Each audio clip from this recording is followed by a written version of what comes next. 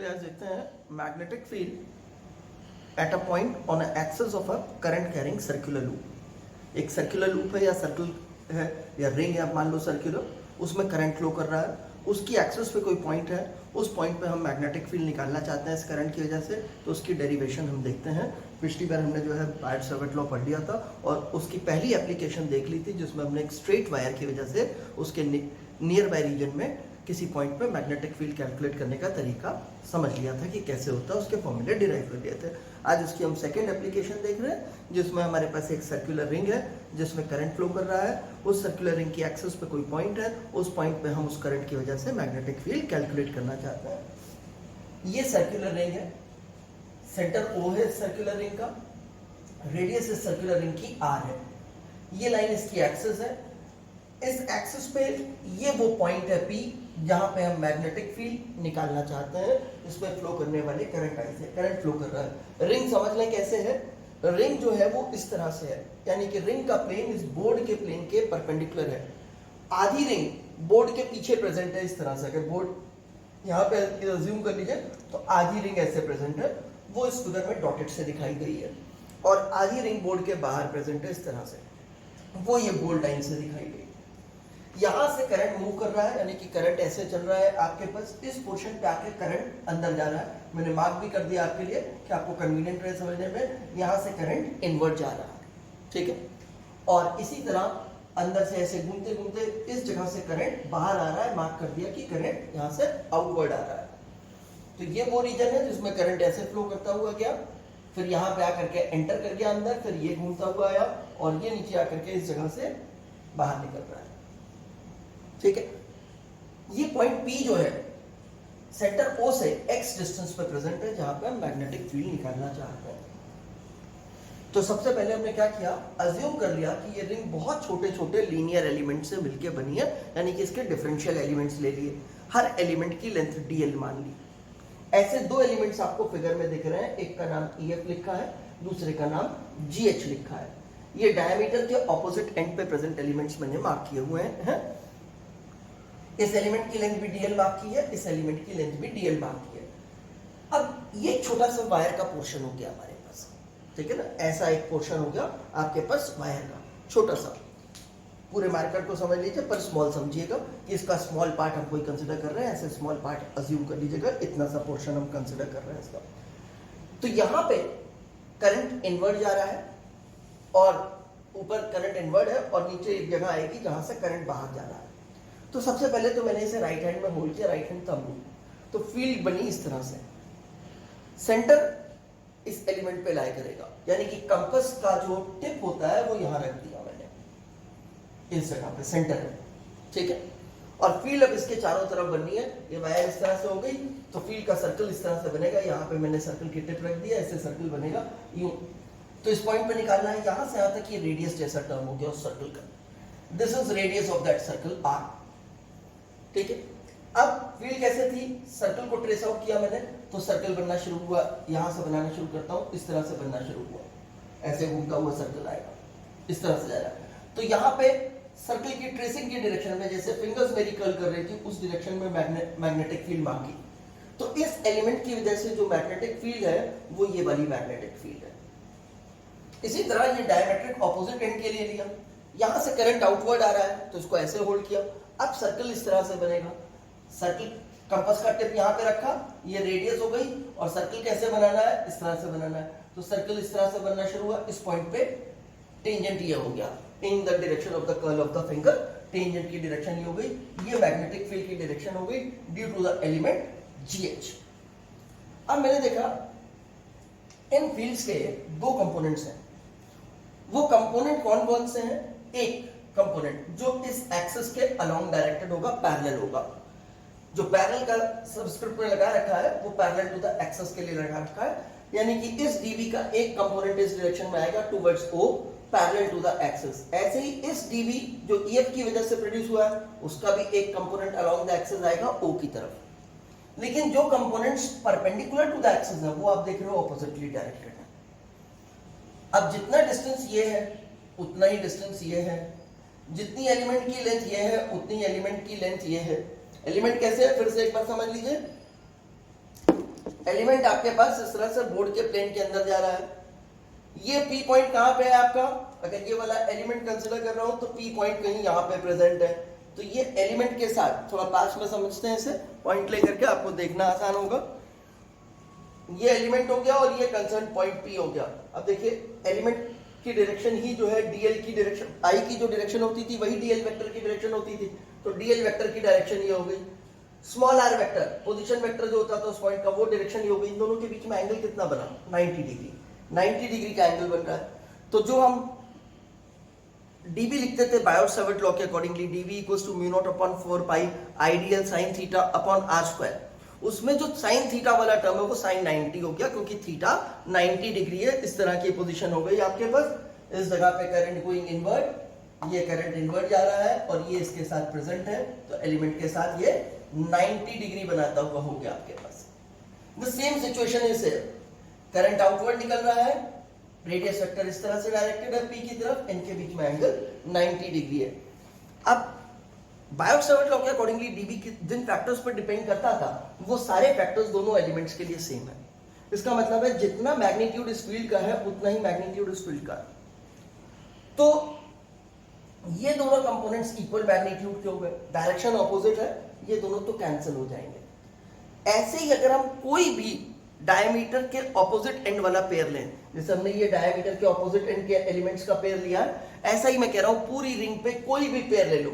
अभी आपने ये एलिमेंट्स लिए, सपोज ये ले लो, तो इनके लिए भी क्या होगा, आप देखोगे कि मैग्नेटिक फील्ड के जो कंपोनेंट्स मिलेंगे पी पॉइंट पे, उनमें से जो परपेंडिकुलर टू द एक्सिस आएंगे वो ऑपोजिटली डायरेक्टेड होंगे। ये वाला एलिमेंट ले रहे हैं, यहाँ पे करंट ऐसे जा रहा है, करंट की डायरेक्शन ये होगी, फील्ड इस तरह से डायरेक्टेड है, यानी कि कर्लिंग सर्कल की इस तरह से बनेगी, रेडियस वेक्टर आपका इस तरह से डायरेक्टेड है, कंपास का टिप यहाँ पे रखा मैंने, ऐसे सर्कल ट्रेस आउट किया, तो ये इस तरह की टेंजेंट बनेगी। इस टेंजेंट के दो कंपोनेंट हुए, एक कंपोनेंट अलोंग द एक्सिस हो गया और दूसरा कंपोनेंट ये हो गया। ऐसे ही जब ऑपोजिट वाला लूंगा तो क्या होगा, इस जगह पे करंट इस तरह से फ्लो कर रहा है, तो करंट की डायरेक्शन ये हो गई, ऐसे लेंगे और पॉइंट हमारा कहीं यहाँ हो गया। अब किसे जब लेंगे तो फिर हमें दो जो कंपोनेंट्स मिलेंगे उसमें आप देखोगे अलोंग द एक्सिस वाले सेम डायरेक्शन में, इसी डायरेक्शन में, यानी कि टुवर्ड्स ओ आ रहे होंगे। और अगर आप परपेंडिकुलर टू द एक्सिस वाले देखोगे तो वो एक दूसरे के ऑपोजिट होंगे। इसका मतलब है कि अगर सारी फील्ड निकालनी है, मैं ऐसे सारे एलिमेंट्स कंसिडर करूं, तो उन सारे एलिमेंट्स में हर डायमेट्रिक पेयर के लिए field components perpendicular to the axis एक दूसरे को कैंसिल कर देंगे, जबकि सभी एलिमेंट्स के field component along the axis same direction में होंगे। इसका मतलब नेट फील्ड जो है वो सिर्फ समेशन होगी of all field components towards the centre या अलोंग द एक्सिस। इस फिगर में टुवर्ड्स द सेंटर है, अवे फ्रॉम द भी सेंटर हो सकता है। आप इसी करंट की डायरेक्शन रिवर्स कर दीजिए तो आपको मालूम है कि फील्ड्स की डायरेक्शन आपके पास रिवर्स हो जाएगी।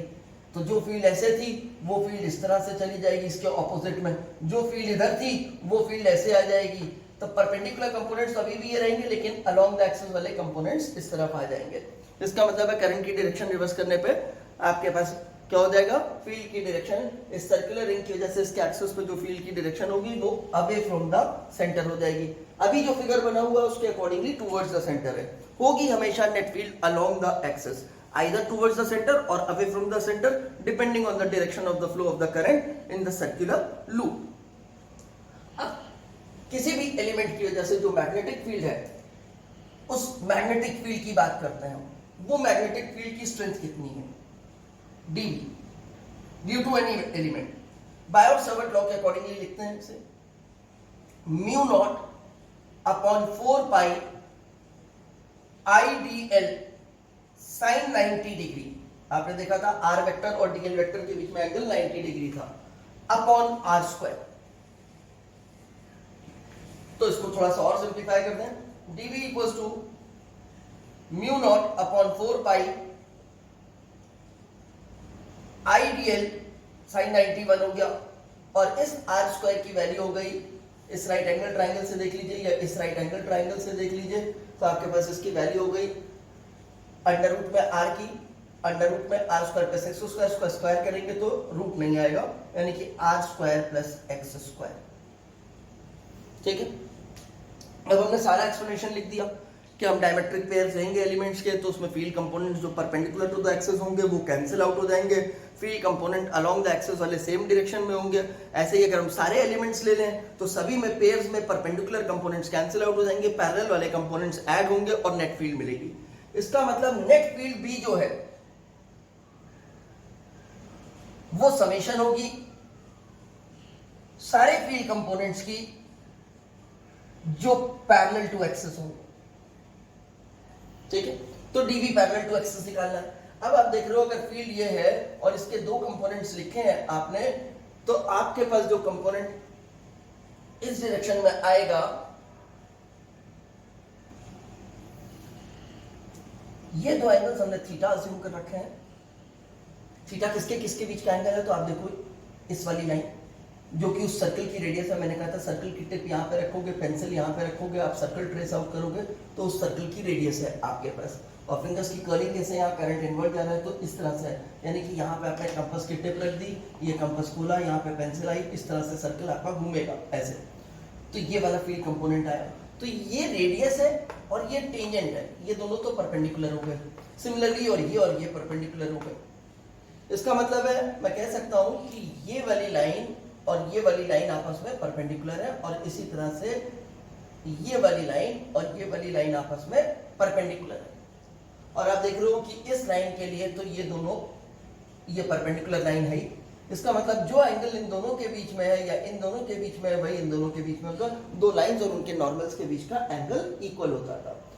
तो डीबी का कंपोनेंट इस डायरेक्शन का रेक्टेंगुलर कंपोनेंट्स ही आपके पास इस डायरेक्शन के साथ थीटा मार्क है, इस डायरेक्शन के साथ का एंगल हमें लेने की जरूरत नहीं है। वैसे वो यहां से यहां तक का ये वाला एंगल है, आप लिखोगे तो 90 माइनस थीटा लिख सकते हो इस एंगल को। लेकिन अब हमें मालूम है रेक्टेंगुलर कंपोनेंट को हम डीबी साइन थीटा लिख सकते हैं। तो ये चीज हमारे पास हो गई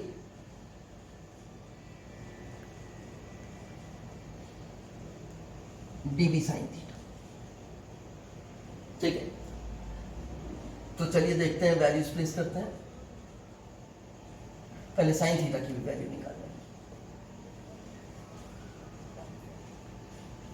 है। इस राइट एंगल ट्राइंगल से साइन थीटा की वैल्यू निकालने, तो साइन थीटा हो जाएगा perpendicular that is r upon hypotenuse that is small r. यहाँ पे स्मॉल आर का मीनिंग ये है, तो ये हो जाएगा हमारे पास capital r upon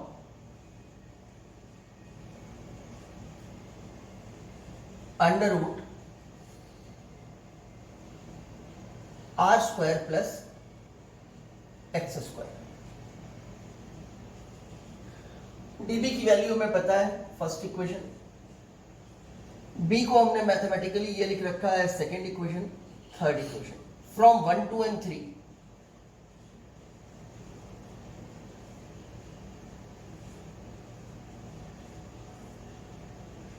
b equals to integration का मैंने साइन लगा दिया, वैल्यू सब्स्टिट्यूट करूंगा। सबसे पहले डीवी की वैल्यू मैंने यहां से सब्स्टिट्यूट कर दी, mu naught upon 4 pi I d l upon r square plus x square. Sine theta की वैल्यू थर्ड इक्वेशन से प्लेस कर दी, r upon under root r square plus x square. Now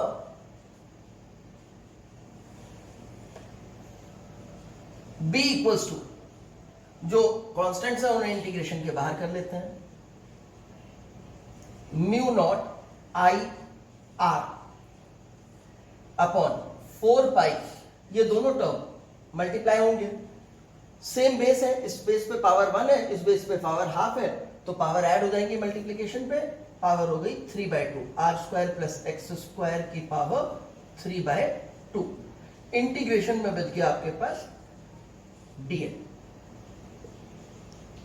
b equals to, अब dl close loop का integration बना हुआ है, तो dl plus dl plus dl plus dl सारे dl ऐड करोगे जब तक वापस लूप में घूमते घूमते यहीं आ जाते हो।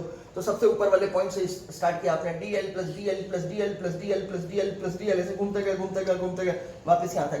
तो आप सारी लेंथ तो सर्कमफ्रेंस के बराबर हो गई। इसका मतलब है ये वाला इंटीग्रेशन 2 पाई r हो गया हमारे पास। तो ये हो गया b equals to mu naught I r upon 4 pi under root नहीं, r square plus x square की पावर 3/2 इंटू 2 पाई आर। इस इंटीग्रेशन की वैल्यू जो है वो 2 पाई आर आई हमारे पास। अब इसे थोड़ा और सिंप्लीफाई करते हैं। 2 से 4 को कैंसिल किया, 2 पाई पाई कैंसिल हो गया, ऊपर आया mu naught I r square, b equals to mu naught I r square, और डिनोमिनेटर में आया हमारे पास, यहां पे पाई कैंसिल हो गया था, 2 बचा था नंबर में, twice of r square plus x square की power 3/2।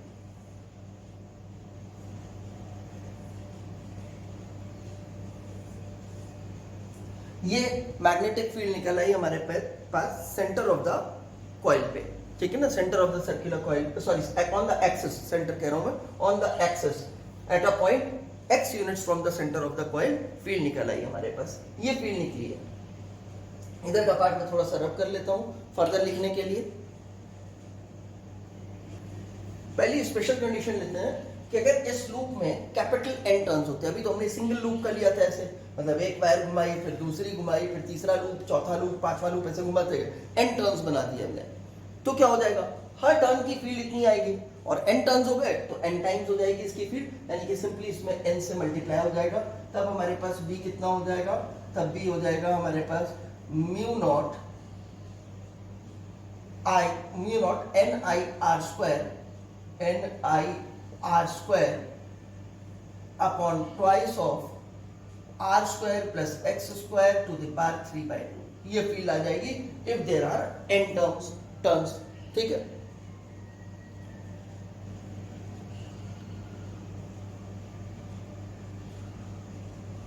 If x equals to 0, अगर x 0 हो जाए तो क्या हो जाएगा, यानी कि O से इस P पॉइंट का डिस्टेंस 0 हो गया, तो अगर O से P पॉइंट का डिस्टेंस 0 हो गया तो P पॉइंट तो O ही हो गया, यानी कि if x is 0 that is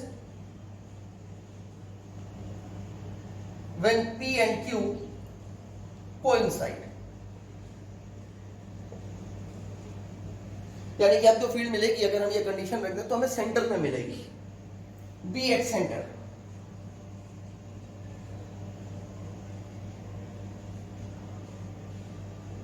इसी फॉर्मूले से निकाल रहा हूं, अगर सिंगल टर्न हुआ करेगा तो आप N1 रख देंगे, नहीं तो जितने टर्न्स दिए होंगे वो कर देंगे। अब इसमें x 0 कर देना है, जैसे ही मैंने x 0 किया तो ये ब्रैकेट के अंदर का टर्म हो गया r स्क्वायर, उस पे पावर से 3/2, तो ये r क्यूब हो गया, r स्क्वायर से r क्यूब कैंसिल करेंगे, r आ जाएगा, यानी कि ऊपर बच गया हमारे पास म्यू नॉट N I, और नीचे आ गया हमारे पास 2r, ये सेंटर पे आ गया हमारे पास, ठीक है ना। आप सेंटर के लिए एक बार फिर से इमेजिन करो, एक सर्कल लेकर के, सर्कुलर लूप लेकर के, सपोज ये सर्कुलर लूप बना लेता है,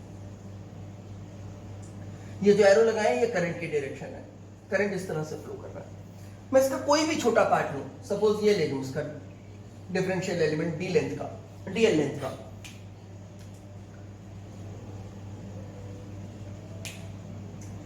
तो जब मैं ऐसे होल्ड करूंगा, करंट की डायरेक्शन टेंजेंशियली ये हो जाएगी, तो ऐसे होल्ड किया तो इस जगह से क्या लाइंस बाहर आ रही हैं, यानी कि फिंगर्स मेरी बाहर की तरफ कर्लिंग ले रही हैं, यहाँ पे फील्ड जो है इस एलिमेंट की वजह से आउटवर्ड है। चलो मैंने कहा ये वाला एलिमेंट लेके देखते हैं, इस वाले एलिमेंट में करंट ऐसे डायरेक्टेड हो गया, तो मैंने फिर होल्ड किया, फिर फिंगर्स इस जगह से बाहर आ रही हैं, तो अभी भी फिंगर्स बाहर आ रही हैं। चलो अच्छा ये वाला एलिमेंट लेके देखते हैं, तो यहाँ पे क्या हो गया, करंट की डायरेक्शन इधर डायरेक्टेड हो जाएगी, तो ये एलिमेंट इसके साथ प्लेस किया, करंट ऐसे, अभी भी सेंटर से फिंगर्स बाहर आ रही हैं। तो इसका मतलब है सारे छोटे छोटे पार्ट्स के लिए, सभी पार्ट्स के लिए कोई भी एक पार्ट ले लो, उसकी फील्ड सेंटर पे इस फिगर के अकॉर्डिंगली, अगर आई इस तरह से फ्लो कर रहा है जो एरो मार्क्ड है, तो वो फील्ड आउटवर्ड डायरेक्टेड है। उन सबका समेशन आपने जो है वो ये निकाला है, अगर n टर्न्स है, n को 1 कर दोगे तो सिंगल टर्न के लिए निकल आएगा सेंटर पे। अगर मैं आधा ही सर्कल लेता, कहता आधे सर्कल की फील्ड सेंटर पे कितनी होगी, तो क्या होता, इसकी फील्ड आधी हो जाती, क्योंकि सारे पार्ट्स को ऐड करना था, अब आधी लेंथ ऐड होगी आपके पास। अल्टीमेटली आपने देखा है इंटीग्रेशन तो आपने डीएल का ही किया है, तो अब वो डीएल आधा जुड़ेगा, सेंटर के लिए भी आप करोगे तो वही चीज आएगी, तो फील्ड आधी हो जाएगी।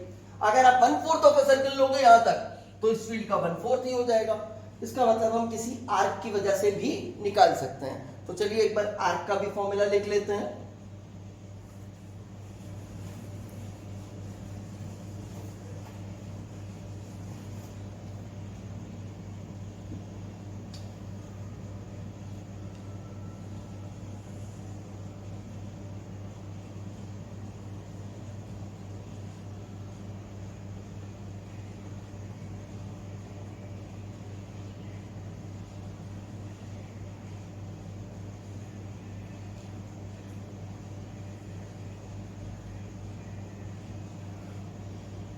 B at centre due to arc. Single loop के लिए या एन लूप के लिए, सिंगल लूप के लिए लिखता हूं, ठीक है ना। ये कब के लिए था, जब एन टर्न्स है। अगर एक टर्न होगा तो यहां पे n 1 हो जाएगा, म्यू नॉट आई अपॉन 1 आ जाएगा। यहां पे लिख भी देता हूं, if n equals to 1 then b at centre equals to mu naught I upon 2r हो जाएगा। अब हमें मालूम है सभी पार्ट के ऐड हो रहे थे, तो हमने कहा फील्ड पूरे लूप के लिए कितनी होती थी, वो इतनी होती थी, mu naught I upon 2r। ये पूरे सर्कल के लिए होती थी। उसका हमने कितना पार्ट ले रखा है, पूरा सर्कल जो एंगल बनाता है रेडियन में ले तो 2 पाई का। मान लो ये थीटा भी रेडियन में है, तो थीटा इन रेडियन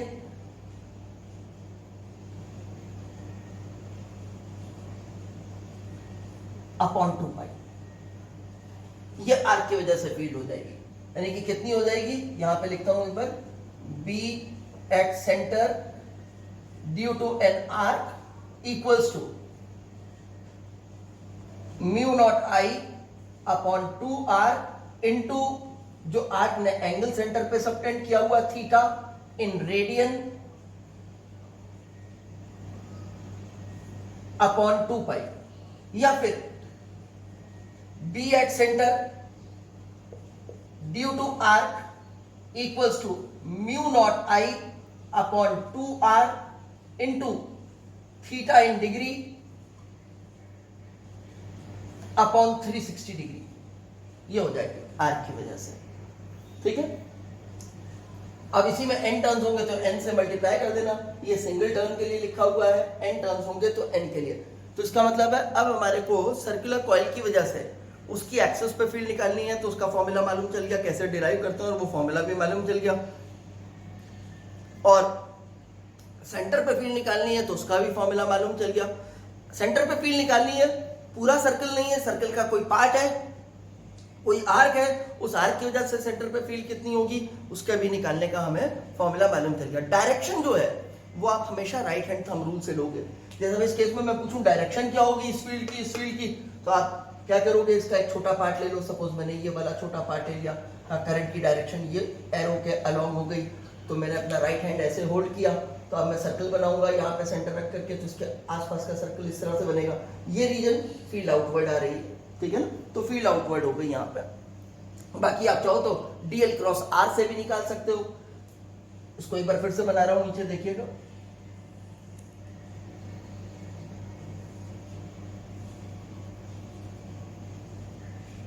ये एलिमेंट लिया मैंने, आर्क कर देते हैं इसे।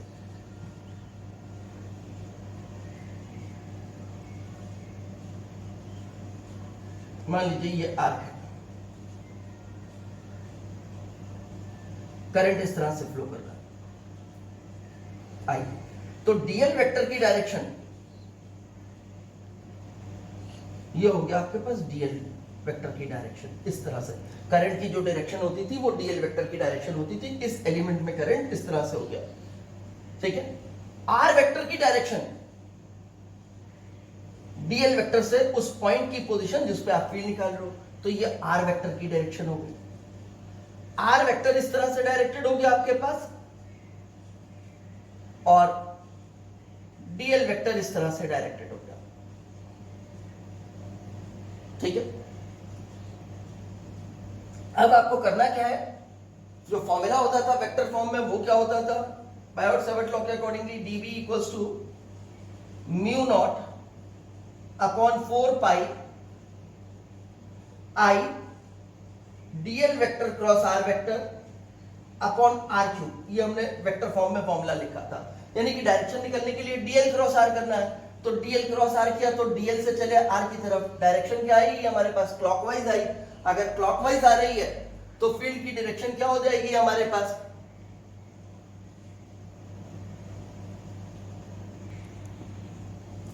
तो ये हम चले, मैंने शायद क्लॉकवाइज बोल दिया था, ये एंटी क्लॉकवाइज डायरेक्शन हुई। तो डीएल और आर के बीच में एंटी क्लॉकवाइज आ रहा है, एंटी क्लॉकवाइज का मतलब आपको मालूम है आउटवर्ड डायरेक्शन होती है, तो फील्ड आउटवर्ड हो गई। राइट हैंड थंब रूल से भी हमें आउटवर्ड ही कंक्लूड हो रही थी, तो फील्ड आउटवर्ड मिल गई। जब भी फील्ड की डायरेक्शन निकालनी होगी हमारे को, तो हम राइट हैंड थंब रूल को ही फॉलो करेंगे और उससे डायरेक्शन निकालेंगे। आपको प्रॉब्लम लगती है तो आप ऐसे भी कर सकते हो, ठीक है ना। वैसे राइट हैंड थंब रूल की प्रैक्टिस करो, बहुत आसानी से हो जाता है। असाइनमेंट आपको सफिशिएंट क्वेश्चंस के साथ मिलेंगे जिससे आपकी ये प्रैक्टिस हो जाए। कोशिश करो कि आप राइट हैंड थंब रूल से ही निकालने की कोशिश करो चीजों को। एक बार जो अब तक हमने फॉर्मूले पढ़े वो सारे फॉर्मूले एक बार लिख लें अपने पास।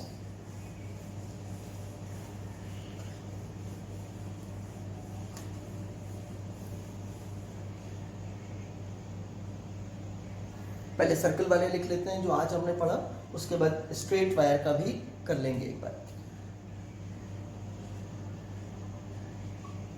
एक्सिस पे फील्ड निकाली हमने, mu naught N I r square upon twice r square plus x square की पावर 3/2। ये एक्सिस पे कोई पॉइंट है जिसका distance centre of the loop से x है, उसके लिए फील्ड लिखी है, और लूप में कितने टर्न्स हैं, n टर्न्स, ठीक है ना, n टर्न्स के लिए है। इसके बाद हमने फॉर्मूला लिखा सेंटर के लिए, सभी मैं n टर्न्स के लिए लिख रहा हूं अभी फॉर्मूला। b एट सेंटर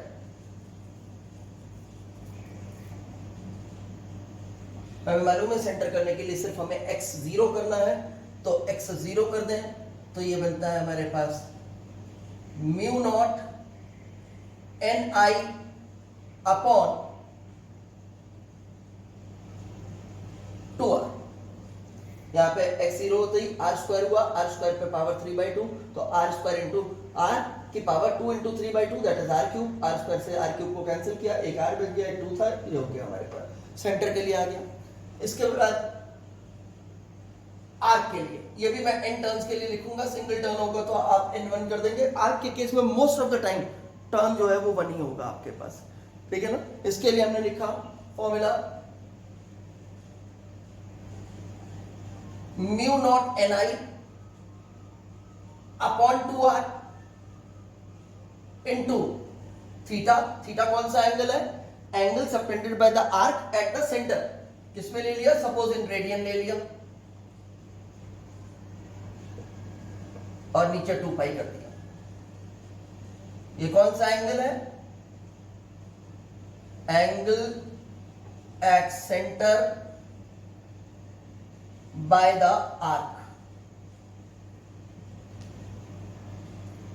या फिर हम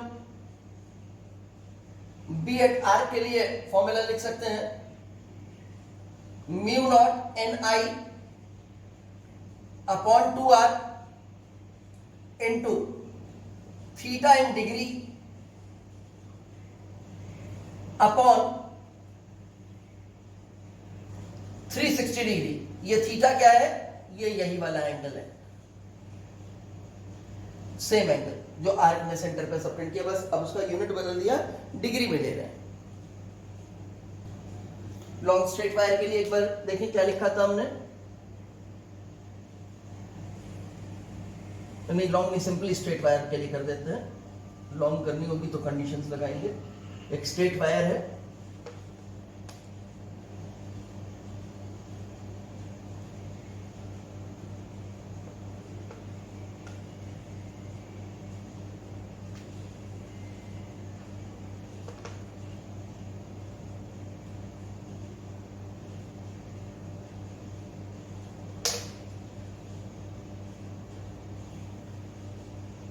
इस वायर में करंट आई फ्लो कर रहा है, ये एंगल अल्फा है, ये एंगल बीटा है। यहां से यहां तक का वायर से जो परपेंडिकुलर डिस्टेंस है कंसर्न पॉइंट P का वो A है, ठीक है ना। इसके लिए P पॉइंट के लिए फील्ड का फॉर्मूला था mu naught I upon 4 pi A sine alpha plus sine beta, ये हमने फॉर्मूला लिखा था। फिर हमारे पास स्पेशल केसेस थे इनफाइनाइट वायर का, उसमें अल्फा भी आपके पास जो है 90 डिग्री, बीटा भी 90 डिग्री, और सेमी इनफाइनाइट वायर का जिसमें से एक अल्फा और बीटा में से एक 0 और दूसरा 90 डिग्री, वो प्लेस करके निकाला था। फिर फाइनाइट वायर जैसी कंडीशन दी होगी, जैसे परपेंडिकुलर बाइसेक्टर पे दे दे और वायर हमें L लेंथ की दे दे, ये लेंथ L दे दी और ये कहाँ परपेंडिकुलर डिस्टेंस पे है, सपोज L/3 पे प्रेजेंट है, तो ये L/2 हो गई लेंथ आधी वाली और ये L/3 हो गई, साइन अल्फा तुरंत मिल जाएगा। अल्फा और बीटा इक्वल ही है अगर परपेंडिकुलर बाइसेक्टर पे, वो वैल्यूज हम यहाँ पे सब्स्टिट्यूट कर देंगे। ये हमारे बेसिक फॉर्मूले हैं जो अब तक हमने किए हैं। देखो थरो प्रैक्टिस करो इनके क्वेश्चंस की, मैं काफ़ी क्वेश्चंस भेजूंगा इसके प्रैक्टिस करने के लिए। आप थरो प्रैक्टिस करो और डायरेक्शन में कोई गलती नहीं होनी चाहिए और प्रैक्टिस करके आपको फॉर्मूले याद हो जाने चाहिए एकदम। हम अभी भी कुछ क्वेश्चंस एग्जाम्पल के लिए लेते हैं, देखते हैं उन्हें वर्कआउट करके।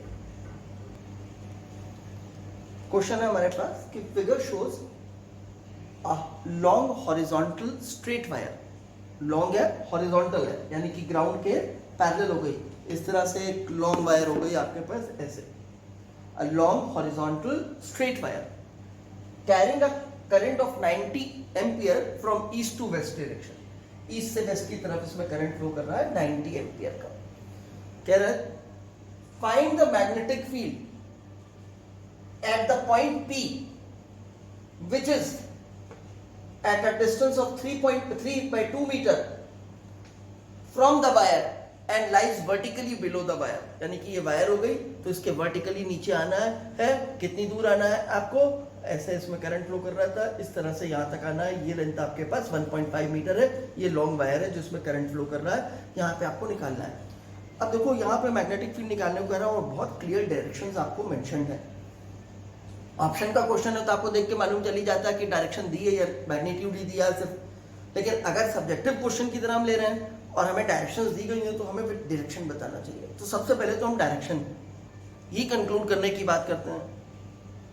आप अपनी कॉपी का पेज लेते हो, मैं आपके पोजीशन में आ जाता हूँ इस तरह से कॉपी का, तो आपने इधर ईस्ट मार्क किया, इधर वेस्ट मार्क किया, तो ऐसे आप नॉर्थ मार्क करते हो और ऐसे साउथ मार्क करते हो, यानी कि बोर्ड के अंदर जाती हुई डायरेक्शन क्या हो गई, नॉर्थ की हो गई, बोर्ड से बाहर आती हुई डायरेक्शन क्या हो गई, साउथ की हो गई। ठीक है, ये आपको 3 डायमेंशनली देखना होगा, क्योंकि जब आप कॉपी पे बनाओगे तो आप नीचे तो जा नहीं पाओगे, कॉपी आपकी हॉरिजॉन्टल होती है तो ये भी आप ऐसे मार्क करोगे, तो आपको ये कंफ्यूजन नहीं होना चाहिए, पॉइंट आपका वर्टिकली नीचे है, ये आपको ध्यान रखना है। ठीक है ना, डायरेक्शन कंक्लूड करते वक्त वो अपने सामने इमेजिन करो 3 डायमेंशनल में फिगर और उसके अकॉर्डिंगली वर्क करो। अब मैंने इस वायर को ऐसे होल्ड किया, मैंने देखा फिंगर्स की कर्लिंग इस तरह से हो रही है, this is the direction of the curl of the finger. Point नीचे है मेरा वायर के, वायर तो लंबी है, तो यहाँ पे कैसे आ रही है डायरेक्शन, ये इस तरह की कर्लिंग है, तो इस जगह पे डायरेक्शन कैसे जा रही है, ऐसे जा रही है। ये डायरेक्शन कौन सी थी, ये डायरेक्शन हमारे पास साउथ वाली डायरेक्शन थी, तो सबसे पहली चीज यहाँ पे फील्ड जो है वो साउथ डायरेक्शन में हो गई। ठीक है ना। अब रह जाता है इसका मैग्नीट्यूड निकालना। तो स्ट्रेट वायर की वजह से जो फील्ड होती थी वो होती थी B equals to mu naught I upon 4 pi A sine alpha plus sine beta. ये हमारे पास जनरल फॉर्मूला होता था जब वायर जो है उसके दोनों एंड्स हम कंसर्न पॉइंट से ज्वाइन करते थे, तो वो उस पॉइंट से वायर पे जो परपेंडिकुलर जा रहा है और उस पॉइंट से जो हम एंड ज्वाइन कर रहे हैं उनके बीच के एंगल्स अल्फा बीटा। फिगर आपके पास है, थोड़ी देर पहले भी मैंने बनाया था, तो उसके अकॉर्डिंगली हमारे पास होता था। अब इसमें क्या हो गया, लॉन्ग वायर है, तो लॉन्ग वायर के लिए आपको मालूम है साइन अल्फा और साइन बीटा, साइन अल्फा और साइन बीटा दोनों साइन 90 हो जाएंगे, तो साइन 90 यानी कि दोनों 1 1 हो जाएंगे, तो 1 1 ऐड करेंगे तो 2 हो जाएगा, 2 से इसको कैंसिल करेंगे, तो लॉन्ग वायर के लिए या इनफाइनाइट वायर के लिए फॉर्मूला ये हो गया हमारे पास, जहां पे A परपेंडिकुलर डिस्टेंस है।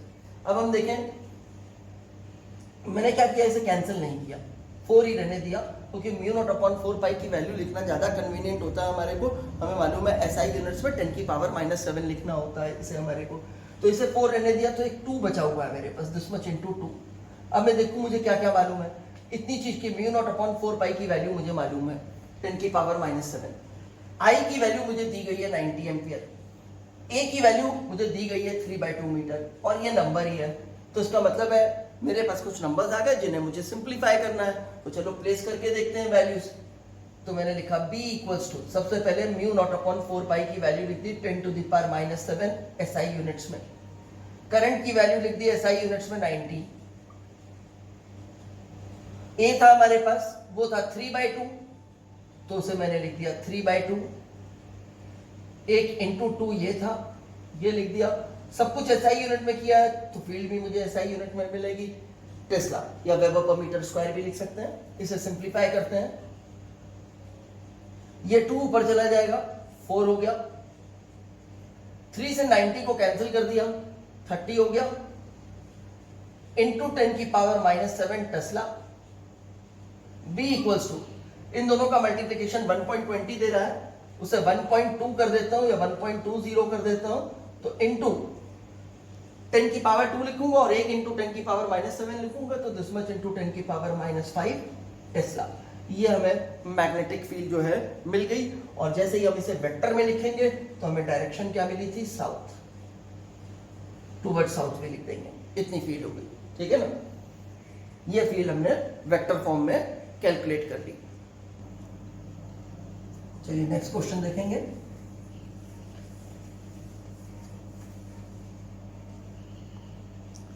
कह रहा है कि an electron is moving in a circular orbit of radius 5.1 into 10 to the power -11 metre. Radius दे दी आपको ऑर्बिट की 5.1 into 10 to the power -11 metre.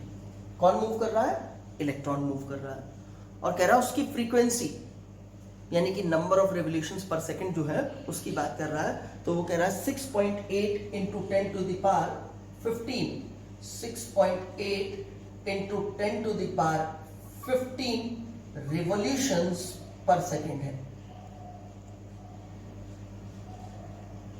Magnetic field निकालने को कर रहा है हमें, सेंटर ऑफ द ऑर्बिट पे मैग्नेटिक फील्ड बता दो। तो ये मान लो वो ऑर्बिट हो गया, इलेक्ट्रॉन मान लेते हैं इस तरह से मूव कर रहा है। अब अगर इलेक्ट्रॉन इस तरह से मूव कर रहा है तो करंट क्या हो जाएगा, जस्ट उल्टा हो जाएगा, करंट की डायरेक्शन ये हो जाएगी, if the motion of the direction of electron is this, current opposite to the direction of flow of electron move करता था, नेगेटिव चार्ज की डायरेक्शन के ऑपोजिट, ठीक है। तो ये इस जगह के लिए या यहां के लिए ले लेता हूं, इस जगह पे करंट की डायरेक्शन इस तरह से आएगी। अब करंट की डायरेक्शन इस तरह से आएगी तो ऐसे होल्ड करूंगा, ऊपर वाले रीजन में फिंगर्स अंदर जा रही है तो फील्ड इनवर्ड हो गई, ठीक है, फील्ड इनवर्ड। आपको कंफ्यूजन लगती है तो डीएल वेक्टर की डायरेक्शन, करंट की डायरेक्शन, ये डीएल वेक्टर हो गया।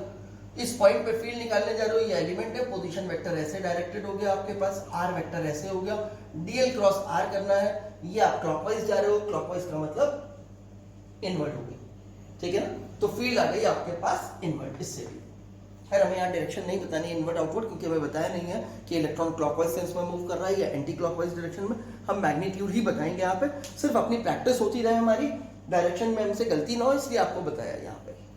अब सबसे पहली चीज है, सर्कुलर ऑर्बिट में इलेक्ट्रॉन मूव करेगा, यानी कि चार्ज मूविंग है, चार्ज मूविंग है तो करंट फ्लो करेगा। करंट कितना होगा, उस करंट की बात करते हैं। आई जो करंट होगा, अब करंट होता है charge flowing upon time taken, तो जो चार्ज फ्लो कर रहा है वो इलेक्ट्रॉन का चार्ज है, और टाइम पूरा एक राउंड कंप्लीट करेंगे, टोटल टाइम पीरियड। अब 1 अपॉन टाइम पीरियड इस फ्रीक्वेंसी, तो इसे चाहूं तो E इंटू न्यू भी लिख सकता हूं। तो अब मेरे पास एक सर्कुलर लूप हो गया जिसके अंदर ये करंट फ्लो कर रहा है, उसके सेंटर पे फील्ड निकालनी है, तो सर्कल के सेंटर पे फील्ड निकालने के लिए मेरे को जो फॉर्मूला रिक्वायर्ड है वो करता हूँ। यहाँ एक ही टर्न लिया है, क्योंकि टाइम जो हमने लिया है वो एक लूप कंप्लीट करने का लिया है, तो एक ही टर्न का टाइम, एक ही टर्न हुआ हमारे पास, तो B इक्वल्स टू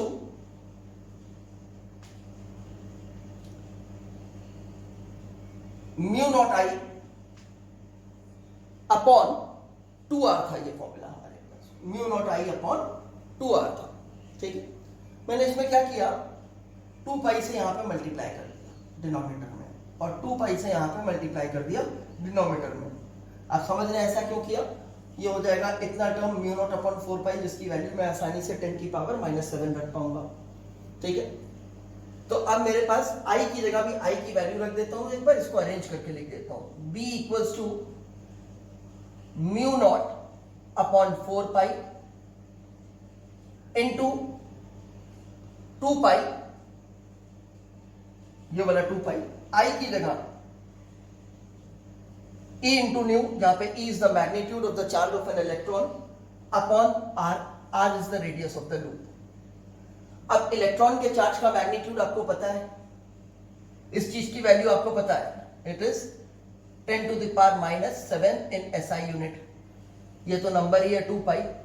इस इलेक्ट्रॉन की वैल्यू भी आपको पता है चार्ज की, इसकी मैग्नीट्यूड होता है इसका 1.6 into 10 to the power -19 in SI units, ठीक है। फ्रीक्वेंसी आपको गिवन ही है, this is given, radius is given, इसका मतलब only one unknown term is there b, जिसे आप कैलकुलेट करके सिंप्लीफाई कर सकते हैं। मैं आंसर लिख दे रहा हूं इसका, b comes out nearly to be 13.4 tesla. Solve करके चेक करेंगे आप इसे। नेक्स्ट क्वेश्चन देखते हैं।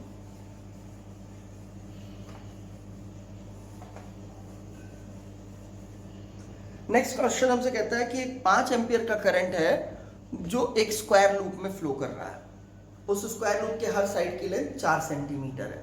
फिगर में आपको दिखाया गया है इसे, तो वो फिगर मैं बना देता हूं।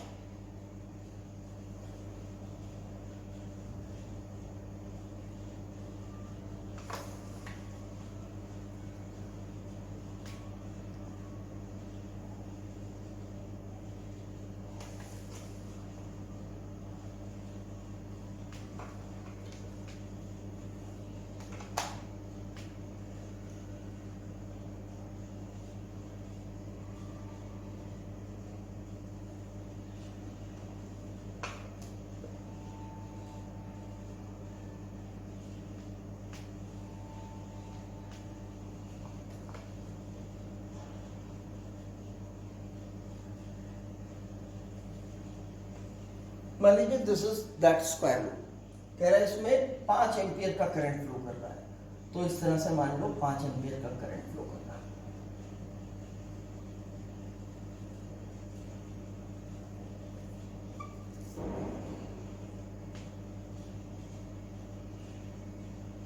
हर साइड की लेंथ आपको दे दी है 4 centimetre. This is a square with each side of length 4 centimetre.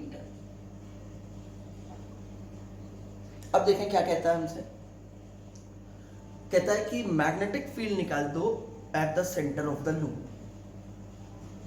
Centre of the loop पे मैग्नेटिक फील्ड निकाल दो।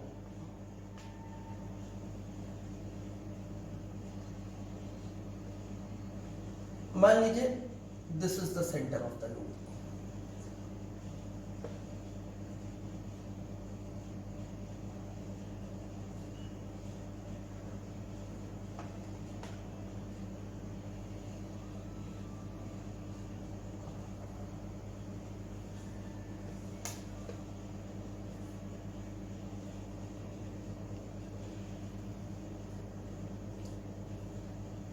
इस डायरेक्शन में करंट फ्लो कर रहा है, ओ पे फील्ड किस डायरेक्शन में होगी, तो मैंने राइट हैंड थंब में ऐसे पकड़ा इसको, तो फील्ड लाइंस कैसे जा रही हैं, इस रीजन में अंदर जा रही हैं। प्रॉब्लम है तो इसका डीएल वेक्टर मार्क कीजिए।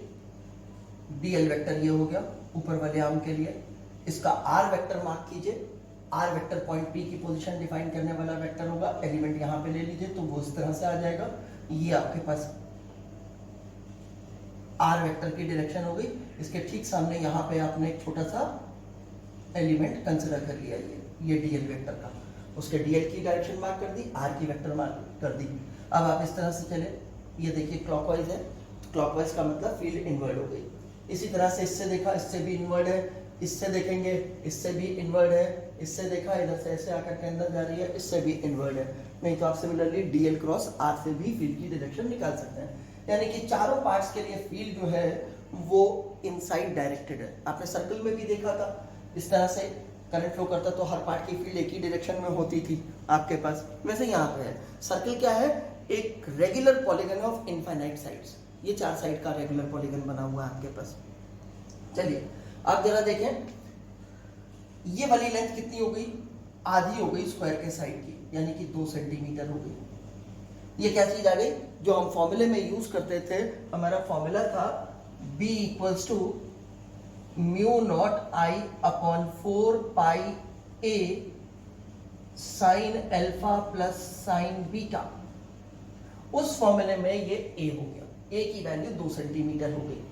साइन अल्फा और साइन बीटा ये वाले एंगल्स होंगे अल्फा और बीटा। पॉइंट से परपेंडिकुलर ड्रॉप करा दिया कंडक्टर के ऊपर, एक्सट्रीम एंड्स को पॉइंट से ज्वाइन किया, इस परपेंडिकुलर और एक्सट्रीम एंड्स को ज्वाइन करने वाली लाइंस जो है वो, तो ये एंगल अल्फा हुआ विच इज 45 डिग्री इस केस में, और ये एंगल बीटा हो गया आपके पास विच इज अगेन 45 डिग्री, और ये चीज आपके पास a है 2 सेंटीमीटर। इसका मतलब है म्यू नॉट अपॉन 4 पाई, आपको वैल्यू पता है इसकी कितनी है, इसकी वैल्यू SI यूनिट में 10 की पावर -7। मैं लिख रहा हूं, मैं सिंप्लीफाई नहीं करूंगा, कैलकुलेशन आप खुद से करोगे। म्यू नॉट अपॉन 4 पाई की वैल्यू रखी मैंने 10 to the power -7 into I की वैल्यू कितनी है, केवल है 5 एम्पियर, SI यूनिट्स में ही है, 5 एम्पियर लिख दिया मैंने। साइन अल्फा और साइन बीटा कितने कितने हो गए, sine 45 degree plus sine 45 degree upon a रह गया, a दिया है 2 सेंटीमीटर, उसे SI में कर लेते हैं, तो 2 into 10 to the power -2 metre. अब सब कुछ SI में रखा है तो ये वैल्यू आपको टेस्ला में मिल जाएगी, magnetic field will be in Tesla. ठीक है, इसको आप सिंप्लीफाई कर लेंगे, जो रिजल्ट आएगा वो आपका आंसर होगा। आंसर नियरली आता है इस केस में 1.4 टू 1.42 इंटू, मेरी बात ध्यान दीजिए कि आपको करना क्या है, हर बार आपको एक चीज का ध्यान रखना है कि डायरेक्शन आप राइट हैंड थंब रूल से निकालने की कोशिश करो। आपको कंफ्यूजन लगती है तो डीएल क्रॉस आर से भी डायरेक्शन निकालो और अपने को इंप्रूव करो कि फाइनली आपको राइट हैंड थंब रूल लगाना आ जाए। ये हो गया इंटू 10 की पावर -4 टेस्ला। आप सिंप्लीफाई करेंगे और इसे करेंगे, कैलकुलेशन डिफिकल्ट होगी तो भी आपको करनी है, ठीक है ना। आप करोगे कि ये हो रहा है या नहीं। हाँ, कैलकुलेशन आपकी मैच नहीं करती है, आपने 2-3 बार एफर्ट कर लिया तो आप कैलकुलेटर पे कैलकुलेट करोगे, फिर मैच कर जाती है तो वेल एंड गुड, अपनी गलती ढूंढने की कोशिश करोगे, नहीं करती है तो रिवर्ट बैक टू मी कि भाई इसका आंसर ये नहीं आ रहा है, मैंने सारी वैल्यूज को कैलकुलेट करके देख लिया। तो फिर मैं देखूंगा if there will be any required correction तो वो करा दिया जाएगा आपको।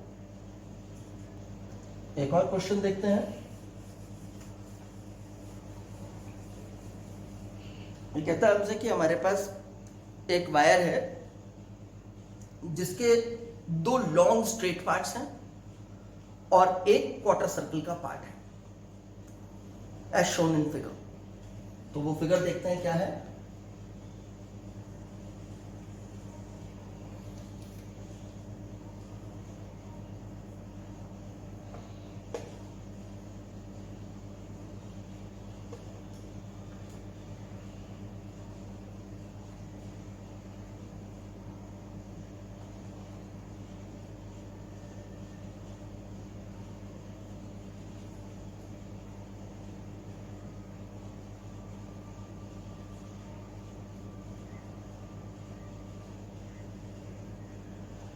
ये तो मैंने बना दिया क्वार्टर सर्कल का पार्ट।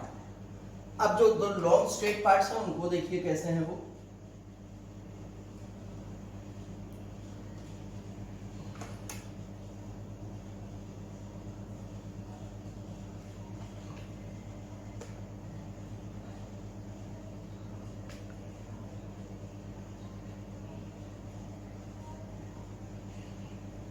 ये 2 लॉन्ग स्ट्रेट पार्ट्स हैं, ठीक है। अब कह रहा है कि इसमें एक करंट फ्लो कर रहा है। मैं क्वेश्चन फिर से रिपीट करता हूं। हमसे कहा गया एक वायर है that consist of 2 long straight parts and a quarter circle, it carries a current of 3 ampere. इसमें करंट फ्लो कर रहा है 3 एम्पियर का and that is marked in the figure. ये 3 एम्पियर का करंट फ्लो कर रहा है, ठीक है। और कह रहा है कि इस क्वार्टर सर्कल की जो रेडियस है that is 5 centimetre. The radius of the quarter circle is 5 centimetre. This length is 5 centimetre, this radius is 5 centimetre. O is the centre of the quarter circle, ठीक। हमसे कह रहा है कि मैग्नेटिक फील्ड बता दीजिए एज वेक्टर, फिगर दे दिया है। हमसे कह रहा है मैग्नेटिक फील्ड एज वेक्टर बता दीजिए एट ओ, सेंटर पे magnetic field as a vector बता दीजिए। बी वेक्टर कैलकुलेट करने को कह रहा है। तो अब देखो हमें 3 चीजों की फील्ड निकालनी पड़ेगी, एक इस स्ट्रेट वायर की, एक इस स्ट्रेट वायर की, एक इस आर्क की। तीनों फील्ड्स हम वेक्टर में निकालेंगे और तीनों का वेक्टर समेशन करेंगे तो वो हमें नेट फील्ड मिलेगी। जैसे पिछली बार हमने क्या किया था, एक साइड की निकाली थी, उस एक साइड का स्क्वायर वाले में एक साइड की फील्ड निकाली थी, उसके बाद हमें उसे 4 से मल्टीप्लाई करना पड़ेगा क्योंकि हमें 4 साइड की फील्ड निकालनी है।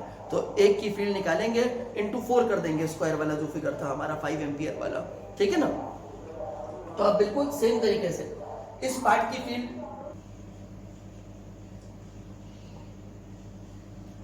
अब देखें क्या हो गया हमारे पास, इस स्ट्रेट पार्ट की फील्ड निकालें तो 0 हो जाएगी इस पॉइंट पे, इसी लाइन पे आ रहा है तो इसके लिए हमने समझा था 0 हो जाएगी। कैसे 0 हो जाएगी, अगर मैं ये एलिमेंट ले लूं छोटा सा यहाँ पे तो डीएल वेक्टर की डायरेक्शन ये हो गई, आर वेक्टर यहाँ से लूंगा तो वो भी इधर ही डायरेक्टेड हो गया, दोनों के बीच में एंगल कितना हो गया 0 डिग्री का, तो डीएल क्रॉस आर का टर्म आपके पास 0 हो जाएगा। सेम वे में इसके लिए भी 0 हो गया, एलिमेंट आपने ये लिया, आर वेक्टर डायरेक्टेड हो गया इस तरफ, डीएल वेक्टर इधर 180 डिग्री का एंगल हो गया, अगेन डीएल क्रॉस आर 0। इसका मतलब जो भी फील्ड बचेगी वो इस आर्क की वजह से बचेगी, ठीक है ना। तो आर्क की फील्ड का फॉर्मूला लिख लें, B equals to mu naught I upon 2r into theta in radian upon 2 pi. अब अपने क्वेश्चन के अकॉर्डिंगली देखें तो ये वाला जो पार्ट होता है ना, ये ब्रैकेट के अंदर वाला, ये बेसिकली देखने का होता है कि पूरे सर्कल का कितना पार्ट लिया हमने, 1/3 लिया, 1/6 लिया। अगर आपको जैसे इस क्वेश्चन में देखते ही कंक्लूड हो रहा है कि क्वार्टर सर्कल दिया 1/4 है तो आप इस जगह डायरेक्ट 1/4 यूज कर सकते हो, 1/12 यूज कर सकते हो। ऐसे ही अगर कोई 1/12 पार्ट लिया हो, 1/10 पार्ट दिया हो तो उसके अकॉर्डिंगली आप यूज कर सकते हो। इस क्वेश्चन में क्वार्टर सर्कल दिया 1/4 दिया, आप चाहो तो इतने ब्रैकेट की जगह सीधा 1/4 भी यूज कर सकते हो। मैं नहीं इस फॉर्मूले के अकॉर्डिंगली लिख रहा हूँ। म्यू नॉट को भी म्यू नॉट रहने दिया, आई को आई रहने दिया, 2r को 2r रहने दिया, थीटा जो है वो हमारे पास है π/2 रेडियन में, तो यहां पे लिखा मैंने π/2, 2 नीचे चला जाएगा उसका π/2 का, और नीचे 2 पाई ऑलरेडी था तो 4 पाई हो गया। इसको थोड़ा सा अरेंज करके लिख देते हैं, मैं पाई कैंसिल नहीं कर रहा हूं क्योंकि म्यू नॉट अपॉन 4 पाई की वैल्यू सब्स्टिट्यूट करना ज्यादा आसान होता है। तो एक हो गया हमारे पास म्यू नॉट अपॉन 4 पाई का टर्म, ये म्यू नॉट यूज कर लिया, ये 4 पाई यूज कर लिया। फिर बचा मेरे पास पाई आई का टर्म, पाई आई, और यहां पे बच गया मेरे पास 2r का टर्म। ये 2 कैसे बच गया, 2 × 2 4, या सिर्फ r बचा होगा, नहीं ठीक है ना, ये π/2 था, ठीक है, ये 2r का टर्म इतना होगा, ओके। ये π/2 था और ये 2 पाई था, तो π/2 डिवाइडेड बाय 2 पाई, π/4 पाई बनाता हूं। ये हमारे पास लिख लिया हमने। अब वैल्यू सब्स्टिट्यूट करते हैं अपने डेटा से। म्यू नॉट अपॉन 4 पाई एसआई यूनिट में रखा, 10 की पावर -7 आ गया, इनटू पाई की वैल्यू अप्रोक्सीमेटली 3.14 हो गई, आई की वैल्यू एसआई यूनिट में 3 एम्पियर गिवन है, 3 हो गई हमारे पास, 2 नंबर ही है वो एज इट इज लिख दिया। रेडियस हमें गिवन होगी 5 सेंटीमीटर गिवन है, तो उसे लिख लेते हैं 5 × 10⁻² इन मीटर। सब कुछ एसआई में सब्स्टिट्यूट किया है तो रिजल्ट हमारे को एसआई यूनिट में मिलेगा, दैट इज टेस्ला, या फिर वेबर पर मीटर स्क्वायर भी आप लिख सकते हैं। तो देखिए इसे सिंप्लीफाई करके बी कितना हो गया, ये 2 × 5 10 × 10 की पावर -2, 10 की पावर -1, 10 की पावर -7 डिवाइडेड बाय 10 की पावर -1, 10 की पावर -6, 10 की पावर तो एडजस्ट हो गई मेरी -6, यूनिट तो टेस्ला ही रहना है। अब यहां देखें 3 4 12, 3 1 3 4, 12 का 1 कैरी था, 3.14 और 3 इंटू 3 9, 9.42, तो अप्रोक्सीमेटली 9.4 लिख लेता हूं इसे। 9.4 into 10 to the power -6 tesla, ये इसकी वैल्यू आ गई। Figure shows a long current carrying wire consisting of some straight parts and some concentric circular parts। ये स्ट्रेट पार्ट है, आप देख रहे हो इनफाइनाइट वायर का। ये एक आर्क है, ये फिर एक स्ट्रेट पार्ट है, फिर ये एक आर्क है, फिर ये एक स्ट्रेट पार्ट है, फिर ये सर्कुलर आर्क है, फिर ये स्ट्रेट पार्ट है जो इन्फिनिटी तक जा रहा है। कह रहा है कि जो सर्कुलर आर्क्स का कॉमन सेंटर है वो O है। The common centre of the circular arcs is O। इस पॉइंट O पे नेट मैग्नेटिक फील्ड बता दीजिए। अब सबसे पहले इधर वाली स्ट्रेट वायर के लिए देखें तो फील्ड 0 है। जो dl वेक्टर की डायरेक्शन है वही r वेक्टर की डायरेक्शन है। ऐसे ही इस पार्ट के लिए भी 0 है, इस पार्ट के लिए भी 0 है, इस पार्ट के लिए भी 0 है। सेम रीजन सबका एक ही। डीएल और आर वेक्टर के बीच का एंगल हमारे पास 0 डिग्री का है। इसका मतलब स्ट्रेट पार्ट्स की वजह से तो कोई फील्ड है नहीं। जो भी फील्ड है वो आर्क्स की वजह से है। 3 आर्क्स हैं तो नेट फील्ड जो होगी वो तीनों आर्क्स की फील्ड्स का वेक्टर समेशन होगी। यानी कि magnetic field due to arc a b, ये वाली आर्क की वजह से, plus magnetic field due to arc c D,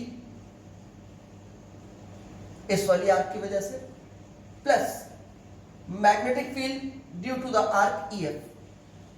ये सारा वेक्टर समेशन हमें नेट फील्ड देगा। तो अब हम फील्ड के लिए देखें। आर्क की फील्ड का फॉर्मूला जो था वो था mu naught I upon 2r। Alpha के साथ कोई डिग्री नहीं मार्क्ड है तो वो रेडियन में ही कंसिडर किया जाएगा। Theta in radian bye 2 pi, ये फॉर्मूला था। जो सबसे पहली आर्क है उसके लिए रेडियस जो है वो 3r की है। जो CD वाली आर्क है उसके लिए रेडियस 2r है, और इसी तरह जो EF वाली आर्क है उसके लिए रेडियस r है। सभी में सेम करंट I फ्लो कर रहा है, सभी का सेंटर पर सबटेंडेड एंगल सेम है। तो एक काम करते हैं, mu naught I upon 2r सब में कॉमन लेते हैं। सबसे पहले तो mu naught I upon 2r common लिया, जहां पे r सबसे छोटी आर्क यानी कि EF आर्क की रेडियस है। r जो है that is the radius of the smallest arc, that is the radius of arc EF, वो r है आपके पास। अब सबके लिए थीटा भी सेम है और वो वैल्यू अल्फा दी गई है, तो अल्फा अपॉन 2 पाई और कॉमन ले लेता हूं।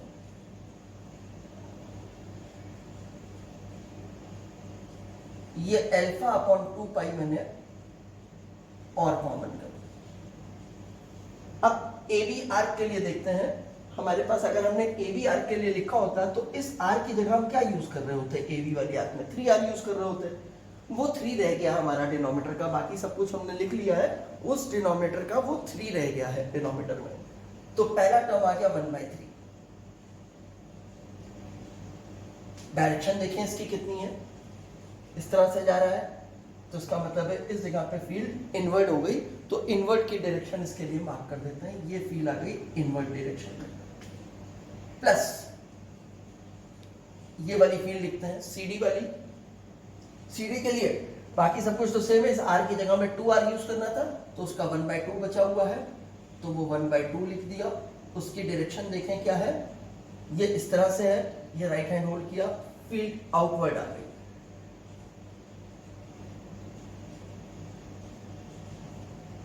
प्लस